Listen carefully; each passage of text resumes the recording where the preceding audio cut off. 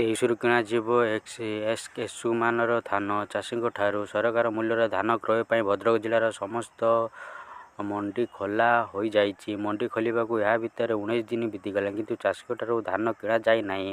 ଅନ୍ୟପଟେ ଜାନୁଆରୀ ମାସ ଶେଷ ହେବାକୁ ବସିଲାଣି। ଜିଲ୍ଲା ଯୋଗାଣ ବିଭାଗର ସୂଚନା ଅନୁଯାୟୀ ଜିଲ୍ଲାରେ 80,000 ଟୋକନ ଇସ୍ୟୁ କରାଯାଇଛି।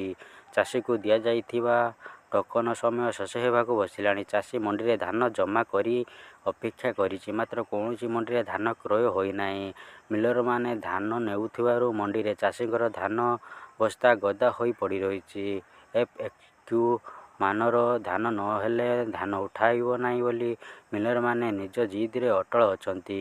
ଏହି ପରିସ୍ଥିତିରେ ଜିଲ୍ଲାରେ ଚାଷୀ ଆନ୍ଦୋଳନ ଦାନା ବାନ୍ଧିବା ସହ ଗରିବ ମଧ୍ୟବିତ୍ତ ଚାଷୀଙ୍କ ମହଲରେ ଅସନ୍ତୋଷ ପ୍ରକାଶ ପାଇଛି। ସରକାର ଚାଷୀଙ୍କୁ ସବସିଡି ଦେବ କ'ଣ, ଓଲଟି ମିଲରଙ୍କ ଜରିଆରେ ଚାଷୀଙ୍କ ତଣ୍ଟି କାଟିବାକୁ ଯୋଜନା କରୁଛନ୍ତି ବୋଲି ମଧ୍ୟ ଅଭିଯୋଗ ହେଉଛି।